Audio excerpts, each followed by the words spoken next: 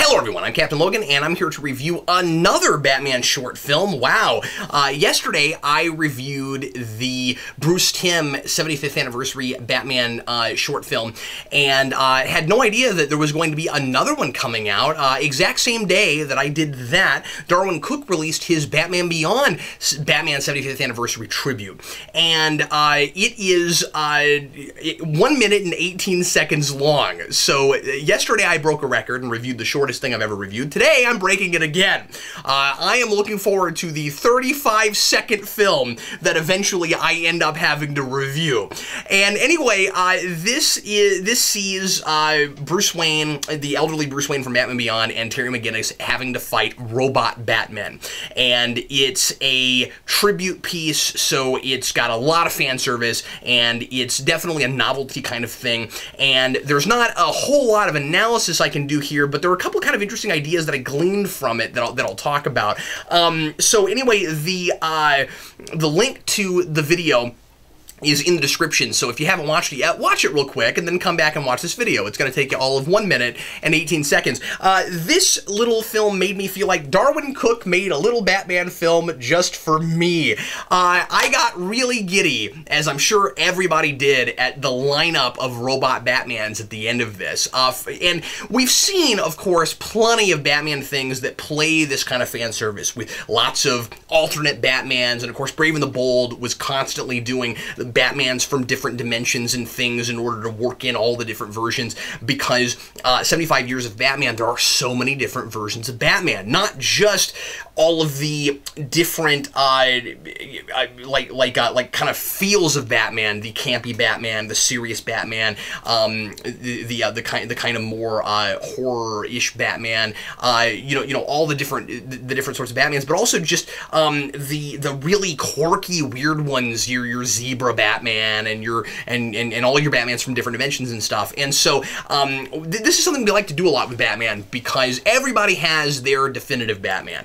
And as I've always said, and the reason that I wrote my board the way I did, is I've always said, there are lots and lots of, hundreds of different ways to do Batman, and one is not necessarily, in my opinion, more valid than another. Certainly, I have my favorite, and everybody does, but that doesn't mean that the character, that the initial concept isn't versatile enough that you can do them in all kinds of different genres and all kinds of different ways. And that's one of the things that I love most about Batman. And it was really fun to see that captured here. And so I'm going to go down the list. When we get to the end, we see this pan across these different robot Batmans, and basically Terry and Bruce have fought off one robot Batman that looks like the Batman animated series Batman, and so they've had to fight essentially themselves, the Batman that encapsulates what they see themselves as. And then you get to the end and they have all of these different Batmans that are all incredibly different from each other, representing the 75 years of Batman. And the lineup is really, really interesting. There are a couple here that I've never seen done before. It starts with Beware the Batman on the farthest side. And so I think that there's a little bit of paying tribute to animated Batman on screen. And I think maybe we're seeing, I'd like to know if we're seeing Darwyn Cooke's favorite Batmans. We're certainly seeing some of the ones that he's worked on, but I would love to know what exactly his choices were for some of the ones that he picked. So he's got Beware the Batman, which I'm sure is kind of paying homage to the fact that Batman is still around in animation and on screen. By the way, I don't know if that show actually got canceled or not. I don't think it's come back yet, but that is the most recent iteration. And then as we go along the line, we get the Batman, we get the Brave and the Bold version. So already three incredibly different versions of Batman. Then we've got the Dark Knight Returns Batman, somewhat obligatory. You've always got to do Dark Knight Returns. He put in 89, which floored me. I've never seen 89 Batman in animation before. I mean, like, these are models that are just standing. We don't actually see them move, but nevertheless, I've never seen 89 in animation. It was a little bit surreal to see that, and I found myself going, kind of looks okay in animation. I kind of would like somebody to do something with that. I'm getting off track, but the 89 the Tim Burton version of Batman, nobody's ever really done anything with that version since Returns. And I mean, I know Forever and Batman and Robin are technically in the same continuity, but that feel, that kind of ultra stylized, sort of gritty thing, I've not seen anybody play with that again, and I would love to see an '89 Batman comic or an '89 like animated movie or something, sort of like we're getting the '66 comics. Anyway, that's something I've been wanting for a while. So getting to see that, maybe go, see, it looks good. Still my favorite suit. But anyway, see, all I can do with this is be kind of geek out with it. Like, that's what it's for, right? And then right next to '89, you get Adam West. Really? Like my two favorite Batmans, really, right next to each other. That's really cool. So anyway, we've got Adam West Batman, and he is the creepiest looking of them, because you have this kind of juxtaposition of evil robot and campy looking Batman, and he's in my favorite Adam West pose. They've got him in that classic thing where he does this, and I'm like, that's so cool. And then it stops, of course, at the Detective 27 version, so like the earliest iteration of Batman, and it's really neat. I'm sure a lot of people had the same feeling I did at the end of this, which is also kind of how I felt about the Bruce Timm short, which was, missed this stuff. Really wish we could get more of it. What was fun about this was how incredibly surreal it was. This didn't feel like something where you would get any more of it. I wouldn't want to see an explanation for how in the world these versions of Batman could all be together in the same place. That would get really convoluted. Unless, of course, the idea was just that someone got imaginative and made them all up in this universe. You know, that kind of thing, I suppose, could work. But I mean, like, it wasn't like it wasn't like the Bruce Timm short where I felt like you could do a series of those, of that kind of Batman, because he went back and did a totally different thing, other than, I mean, than he'd ever really done before. He kind of created even a new kind of Batman, on screen anyway, based on the earliest iterations. And here we get just more Batman Beyond, but it doesn't feel like it fits in that canon, really. It feels like a tribute piece.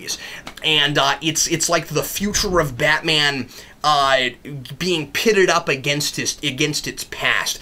What it kind of made me think of, maybe the idea is, if there is an idea here beyond just let's pay tribute to all these years of Batman, just kind of vaguely past and future, and isn't it fun to get to see Batman fight robots? What it kind of made me think was the future of Batman, whatever you're doing now, you know, the present, the future, and then, you know, the present day of Batman as you're making more of it, there's always this huge legacy that you have to live up to. And that has got to be really daunting for writers, to live up to this incredibly popular character with all of these years of history that people love so much.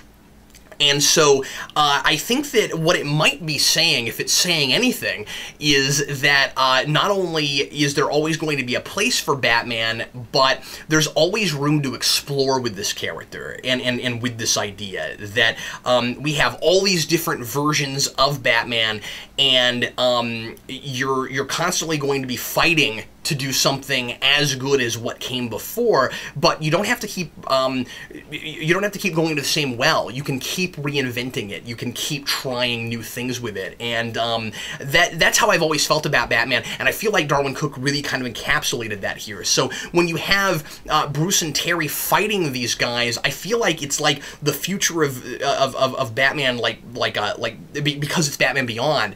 It's like the future of this franchise, of this idea, like fighting to stay as good as it was before, and to like carve out its own identity, and to say, you know, all of this stuff is valid, but we are too. And it's really great to do that with Batman Beyond, because I mean, inherently, it being set in the future, it makes it about not just the 75 years of Batman already, but the future of Batman. It's going to keep going. thing and live on, and there'll be tons and tons of new iterations that we'll get to explore, and isn't that exciting? But also, it's neat because if you look at the actual history of Batman Beyond, you've got a show that a lot of people were down on before it came out because it seemed like a bad idea to a lot of people, including myself when I was a kid. I thought, future Batman, that seems obligatory. It's like everybody's got to do that futuristic version of something.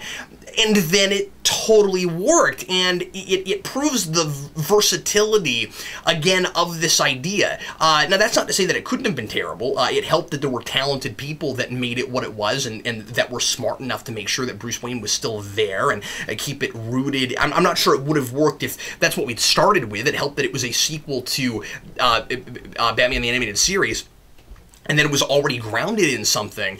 But but I think that if the film is making the point at all that I'm talking about, that just kind of hit me, and I'm not sure that there's even enough here to say that it's doing that, but maybe that's the idea. If that's there, then it's really smart to do that with Batman Beyond because that history is there, because it had that.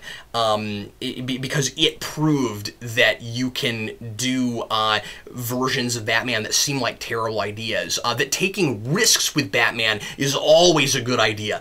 Look at Brave and the Bold, you know, going back to kind of a 70s vibe, and in an era where everybody likes really serious Batman, and a lot of people were really down on that, and a lot of people, and I'm sure there's still people that don't like it, but I thought it was clever and hilarious, and a nice throwback to that stuff, and then it gave me a little bit of my campy too, and I really liked that. So anyway, just this notion that you can do that it's about imagination, it's about creativity. This is a character that endures, lives on, goes through phases, goes through stages, and none of these versions ever really go away. I thought this was really fun, and anyway, clearly I am feeling it, and that's it. I'm going to be doing my own 75th anniversary Batman project here this coming week, and it's not going to be animated, and it will probably be longer than 1 minute and 18 seconds. But I'm not going to tell you what it is yet. I'm going to do something kind of fun. It's going to be silly. It's not going to be a real cerebral thing. Because I just came up with this funny idea, and I kind of want to try it. So hopefully people really like that. And I'll be with you again soon with new acquisitions. I'm sorry I haven't had that out yet. Today's Easter. I've been doing stuff with my family. But I will hopefully have that for you soon. And in the meantime, thanks as always for watching and for listening to my incessant ramblings. I am Captain Logan. Thanks for watching.